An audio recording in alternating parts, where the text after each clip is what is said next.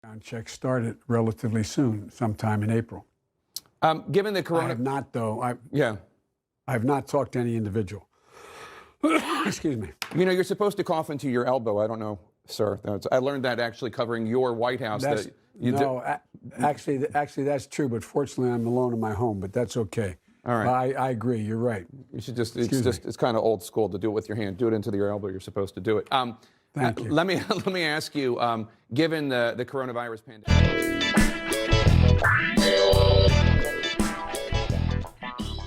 Not anymore. So, yeah, we're all getting old. Speak for yourself. You're not getting old? I feel young. I feel Look at the vibrant. white in your beard, dude. Man, that is just, I look put like- that there so I on look purpose? more I see. distinguished. You look like old man Logan right now, dude. Like,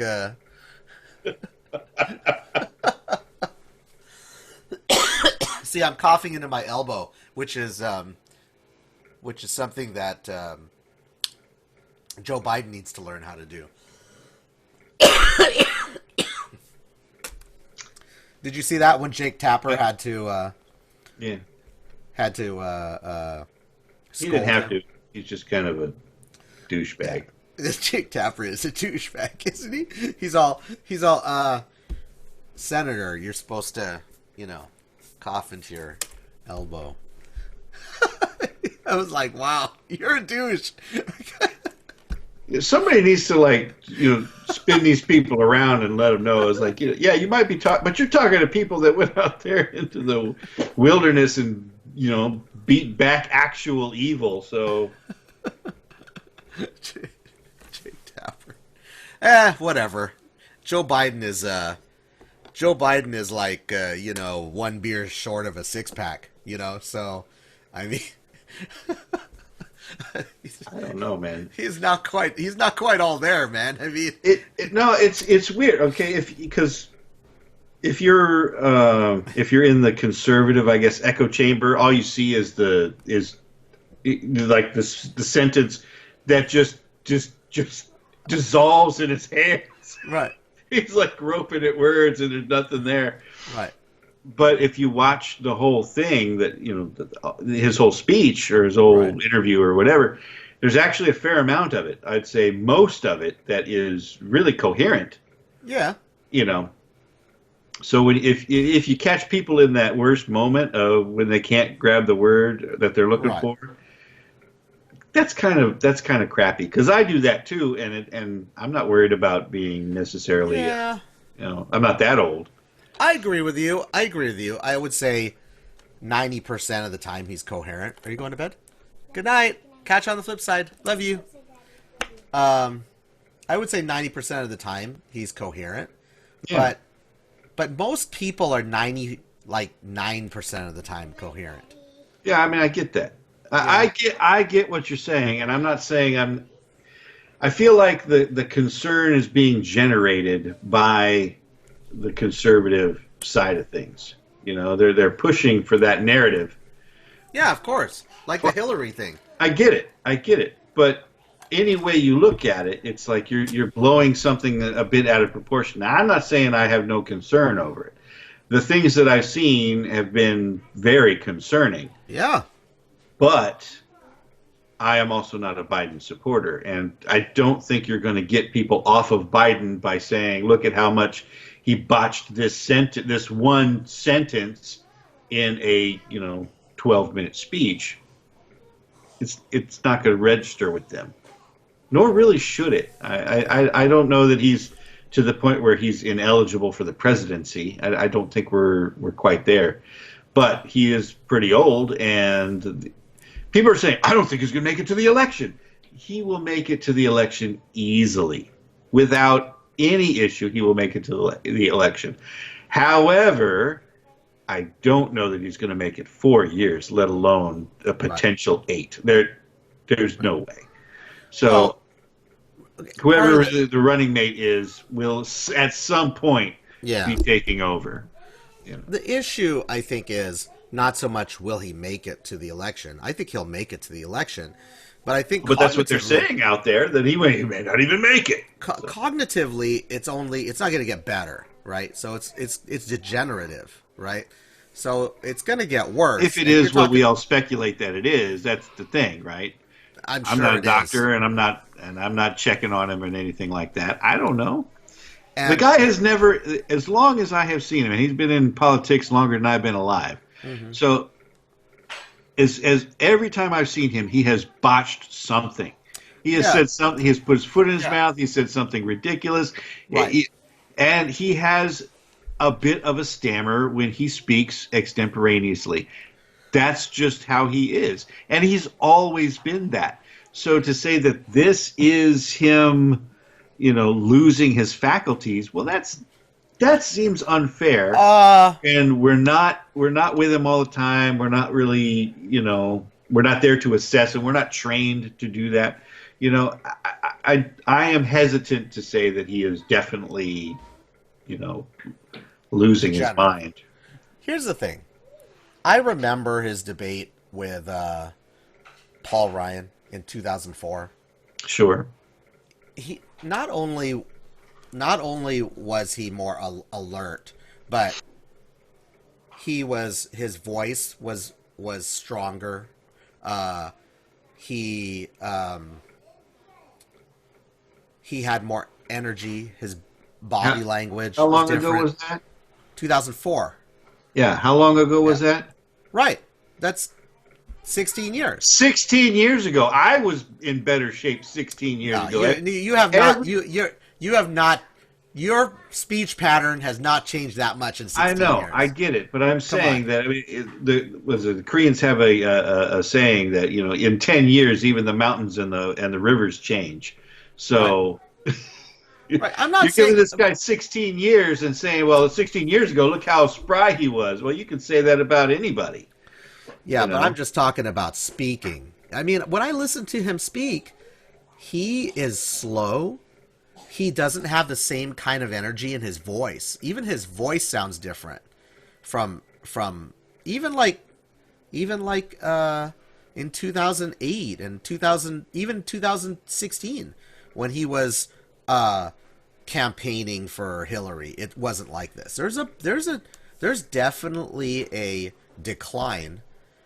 It might not be cognitively. It might just be the fact that he's just old and he doesn't have his vocal cords are getting old. I don't know what it is, or maybe it's because he doesn't have the energy anymore because he's old. Whatever it is, it might not Well, necessarily I'm be thinking cognitive. that campaigning in general is going to take a toll on you anyway. will. And will. I assume even if he is not full-fledged going, stump speech to stump speech because of this coronavirus thing, and he's locked in his basement, we're not hearing everything he's talking about. This guy is probably talking to somebody all day long. Yeah, Talking to one person or another on the phone, Skype, whatever, yeah, constantly. right. So to say that his voice is not as strong as it once was, well, yeah, he's much older, and he had a break, and now he's got to be on constantly. So I'm willing to give him the benefit of the doubt, if only because I want to embrace a more realistic view of what's going on. I would much rather not have Biden, be president. I am 100% on that. I will admit that completely. I don't necessarily want him to have, dementia of any kind. I don't want to watch that kind of a decline in anybody, really. And I want to make sure that if it's something that needs to be diagnosed, that he's getting the help that he needs. I don't think that he's getting any help from a bunch of us on the internet, berating him for his decline. You know what I'm saying? Or cheering him on, cheering the decline. That's not who I want to be. I would much rather debate his. I would much rather debate his points, his platform, and I would certainly say that his health has probably declined as anybody's health would at that age. I would say when people were bringing up Trump's health issues or whatever they might be, how hale is this guy? If we're going to be put him up there for 8 years as president? You know, that's an important question. It's a valid question. I don't know that we need to necessarily release all of their medical records. I think that's a ridiculous invasion of somebody's privacy. What about You know? tax returns? That's stupid. That's stupid on its face. Anybody who complains that somebody hasn't released their tax returns, I got to ask, how many jobs have you done where you released your tax returns to the public? You know, my guess, 0. So stop worrying about it. You know, it's just dumb. It's all. There's only 2 things you really can take away from somebody's actual tax return legitimately. I mean, if you want to steal somebody's social security number or something like that, I suppose you can find out how much they actually made. Yeah. No, which we already know he's rich, so whatever. And the other one is whether or not they committed fraud, but they'd be walking around in handcuffs if they committed the fraud anyway. If it was readily apparent on the tax return that he had done something illegal, they would have locked him up by now. So it's just stupid on its face. And everybody that I've had this discussion with, and I mentioned it to them, obviously you're a big Trump supporter because you don't want to see his tax returns. Like, I don't want to see anybody's tax returns. It's not like this hasn't been a requirement of all presidents. You know, it's not like Grover Cleveland released his tax returns. I think they want what they want to do is they want to see what percentage he paid in taxes, and then they want to demonize him for the fact that he's only paying 18% in taxes, versus. I don't care. That's the I don't point, care. Did he pay what was legally requested of him? What was legally required of him. Yeah. If he met his obligation, if he met his burden, whatever that burden was, I don't care. That's all I do. Yeah, I think what people miss is the fact that the reason why all these rich people don't pay taxes is because a lot of their income is earned through capital gains, and but you also still have to pay taxes on. Right, but it's very low. It's 15%, right, versus 30%, whatever the highest tax bracket is. But it was Bill Clinton who lowered the capital gains tax to that percentage. So, yeah. So I mean, I think a lot of these liberals who are all upset that rich people don't pay taxes don't realize that it was a Democrat who lowered the taxes to that percentage. So, and they all loved Bill Clinton at the time, so. Yeah. Speaking of, well, okay, so let me just kind of wrap up the whole Dementia Joe thing. And okay. I just don't know what we're going to see when debate season happens between Trump and him. Like, I don't think that he's going to be able to keep up with Trump. Best case scenario, he's just going to look like Sleepy Joe, like Trump says, Sleepy Joe. Best case scenario. Yeah. Okay, but I would posit that he never in his prime would have been able to handle Trump. There's no point. At no point was Joe up to that task. I just don't see it. And I mean, if you were going Trump in the 80s and Joe in the 80s, or Trump in the 90s and Joe in the 90s, I don't think there would ever have been a time where you could match the two up where Trump wouldn't have come out looking just amazing, because he's been in the public eye forever, and he's all about being slick and cool and saying off the cuff things and whatever. You're right. But now you've got Trump with however many 40, 50 years of experience of being in the public eye and talking to this is not the Trump that you could pit anybody else, any other Joe against, because he's indomitable. This is the showman Trump mixed with the billionaire Trump, mixed with the bombastic New Yorker Trump. This is everything all culminated in this one Trump, and you're going to match him up against Sleepy Joe. Joe in his 70s, after he's taken a 4-year hiatus. No, It's going to be a bloodbath, and that, whether or not he has cognitive issues, it's going to be a bloodbath. Just because I don't think he's up to the task. I doubt he ever was, and he certainly isn't now. I don't think he was up to the task in any of the Democratic debates. His best showing was a mediocre performance where he didn't do a lot of gaffes. Right. That was the best he could come up with. Yeah. And they were throwing him softball questions at the time. Half the people he was debating against support him in some form or fashion. They didn't fashion. go after him either, yeah. So, yeah, which was, I think, a mistake. Because I think what you really need to do is you need to vet whoever your candidate's going to be, and you need to attack them, because then you know if they're going to be able to handle those attacks once the opposition party comes after you. And if you're not doing that, then he's just going to come out, and he's not going to know what's coming for him. So, well, I'll tell you what, probably not going to come for him. I don't think that Trump is going to say he was a little black girl on a bus and called Joe a racist. I don't think that's going to be happening.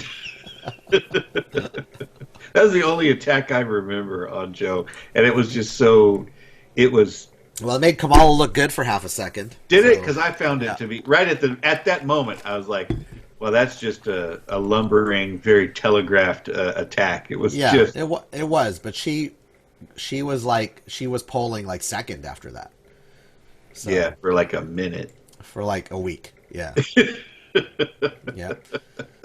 Yeah. Well, there's speculation that he's going to choose her as his running mate. So. Yeah, that racist bastard. She can walk around with "That Girl Was Me" shirt.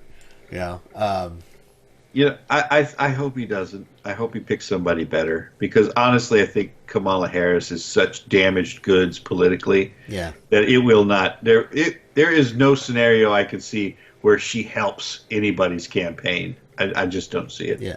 Well, he's already pledged it's going to be a female. So. Well, that's like the kiss of death, man. It could be Was it Geraldine Ferraro and the Palin and who else? That's it. That's it. That's it. They were the only two. Maybe the third time's the charm. Maybe it's going to be what's her name? Connecticut girl. Connecticut girl. Isn't she from Connecticut? Give me a beer. Hey, husband. Oh, Elizabeth Warren. Yeah, Warren. Warren. Oh, that would be terrible. Come, enjoy a beer with me, husband. I love how he walks off going like, "Enjoy your beer." The way he said it, she never drinks a beer.